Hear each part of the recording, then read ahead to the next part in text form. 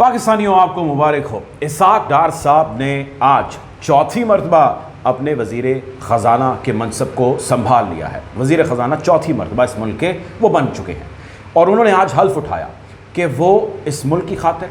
اس عوام کی خاطر نیک نیتی سے، ایمانداری سے، تمام تر اپنے ہوش و حواس میں اور اپنے انٹلیکٹ میں اپنی وفاداری کو سامنے رکھتے ہوئے فرائض سر انجام دیں گے۔ مزے کی بات یہ ہے کہ ایسے ہی حلف انہوں نے ماضی میں 3 مرتبہ پہلے بھی اٹھائے ہیں، اور انہوں نے یہی باتیں کہیں، حلف نامہ نہیں بدلا، وہ ویسے کا ویسا ہی ہے۔ کیا بدلا اس کی بات کرتے ہیں۔ بدلا یہ کہ اسحاق ڈار صاحب جو پہلے 3 مرتبہ ملک کے وزیر خزانہ رہ چکے ہیں، آپ کی میری جو ڈے ٹو ڈے گھر کی معاشی پالیسی ہے کہ ہم نے خرچہ کتنا رکھنا ہے، انڈے، دودھ، دہی، ڈبل روٹی کا، بجلی کا، پیٹرول کا، آنے کا، جانے کا، ملنے کا، ملانے کا، وہ آپ نے یا میں نے طے نہیں کرنا۔ وہ اسحاق ڈار صاحب پہلے 4 مرتبہ، اب چوتھی مرتبہ اور پہلے 3 مرتبہ طے کر چکے ہیں، کیونکہ ان کی بنائی گئی معاشی پالیسیز کا اثر ہماری اس جیب تک ہوتا ہے۔ تو اس مرتبہ بھی انہوں نے ایسا ہی حلف اٹھا لیا، اور مزے کی بات میں نے ویڈیو اس لیے کی کہ اسحاق ڈار صاحب نے جب حلف اٹھایا تو انہوں نے آ کے میڈیا سے گفتگو کی، اور انہوں کی ایک ایسی لائن تھی جو میرے دل میں گھر کر گئی، اور میں نے سوچا کہ میں آپ کے ساتھ ضرور اس ویڈیو کے اندر ذکر کروں جو تکلیف کا ذکر وہ کر رہے ہیں۔ اسحاق ڈار صاحب کہتے ہیں کہ نیک انسان کو تکلیف برداشت کرنا پڑتی ہے۔ یہ انہوں نے آپ کے بارے میں نہیں کہا، انہوں نے یہ اپنے بارے میں کہا، نون لیگ کے بارے میں کہا، اور انہوں نے کہا کہ نیک انسان کو تکلیف برداشت کرنا پڑتی ہے۔ جس قسم کے کرب اور تکلیف کے اندر وہ اور نون لیگ رہ رہی ہے اس کی مثال نہیں ملتی۔ آپ چاہیں تو ان کی پریس کانفرنس جا کر سن سکتے ہیں۔ یہ وہی اسحاق ڈار ہیں جو اس ملک کی ساتھ والے ملک کی نہیں، ادھر والے ملک کی نہیں، اسی ملک کی عدالتوں کو مطلوب تھے، اور وہ بار بار ان کو کال کر رہی تھیں، بلا رہی تھیں، اور وہ نہیں پیش ہو رہے تھے۔ جب وہ نہیں پیش ہو رہے تھے تو اسی ملک کی عدالتوں نے ان کو مفرور قرار دے دیا، یعنی کہ ان کو بھگوڑا قرار دے دیا، اور وہ 5 سال تک اس ملک کی عدالتوں کے منہ پر تماچا مارتے ہوئے برطانیہ میں بیٹھے رہے۔ اب اسحاق ڈار صاحب وہی اسحاق ڈار صاحب ہیں جن کو واپس پاکستان لائے جانے کے حوالے سے کبھی برطانوی حکومت سے ترلا منت کیا گیا، کبھی انٹرپول کو خط لکھے گئے اور کہا گیا کہ جی ہماری عدالتوں کو مفرور ہمارا ایک سیاستدان آپ کے پاس کرپشن کر کے جا کے چھپا بیٹھا ہے، اس کو بھیج دیجئے۔ اور ایسے ممالک ویسے اس قسم کے لوگوں کو نہیں بھیجتے، اور پاکستان کے ساتھ تو ان کا اس قسم کا کوئی معاہدہ بھی نہیں ہے۔ تو چنانچہ اسحاق ڈار صاحب وہاں پہ لیگل کور کے ساتھ جو ان کو برٹنز دیتے ہیں وہ وہاں پر بیٹھ کے، یہ وہی اسحاق ڈار صاحب ہیں جن کا میں نے ذکر کیا۔ انہوں نے پہلے 3 مرتبہ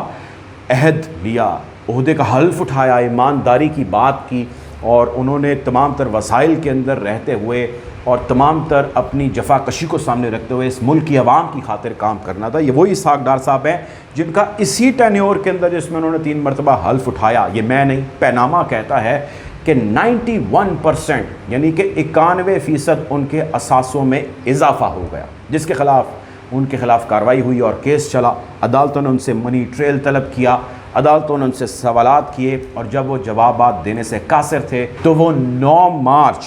2017 کو وزیر اعظم کے جہاز میں، اس وقت کے جو وزیر اعظم تھے، بیٹھ کر اس ملک سے فرار ہو گئے۔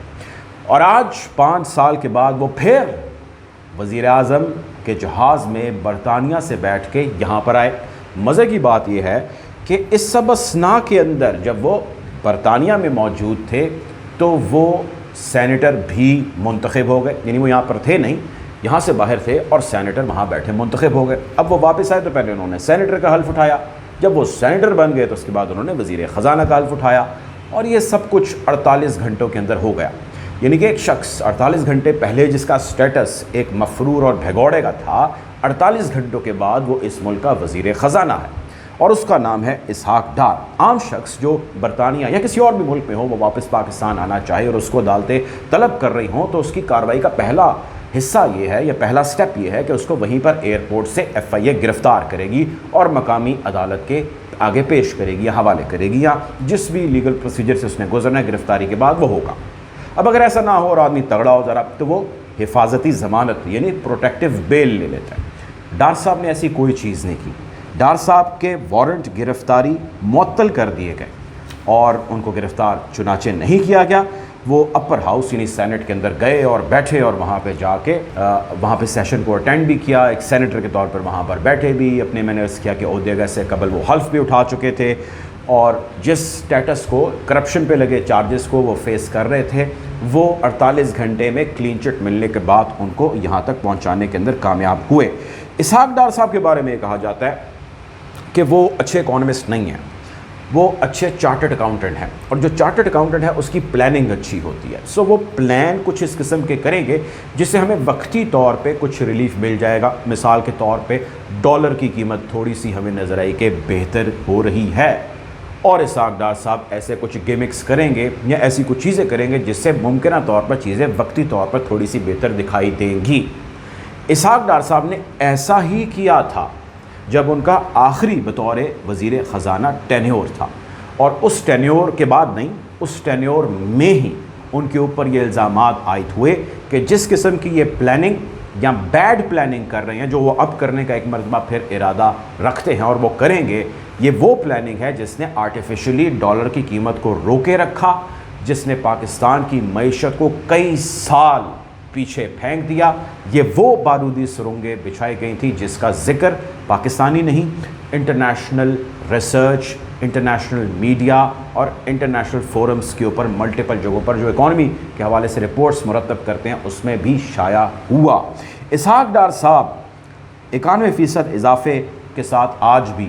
اپنے معاملات چلا رہے ہیں۔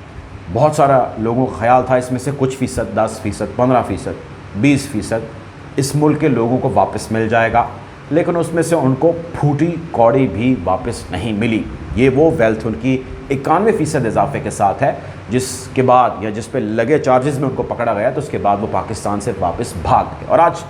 زمانے کی آپ ستم ظریفی دیکھیے، پاکستانیوں کی حالت زار دیکھیے، جس پہ آپ یقین کیجئے کہ رونے کا، ماتم کرنے کا دل کرتا ہے کہ آج اسی ملک کے اندر، اسی ریاست کے اندر اسی شخص کی واپسی ہوتی ہے جس کو اسی ملک کی عدالتیں طلب کر رہی تھی اور وہ نہیں آ رہا تھا، اسی شخص کی واپسی ہوتی ہے جس کے اوپر سخت قسم کے کرپشن کے چارجز لگے ہوئے ہیں۔ اسحاق ڈار کیا کریں گے اب؟ تو وہ گئے ہیں۔ عمران خان صاحب جس طرح کہتے ہیں کہ بلی کو دودھ کی حفاظت کے لیے بٹھا دینا یہ اسی قسم کا کام ہے، تو لیٹس سی کہ اب کیا معاملات ہوتے ہیں۔ حالات حاضرہ سے آپ کو یوں ہی آگاہ رکھے گا۔ اپنا خیال رکھیے، اللہ حافظ۔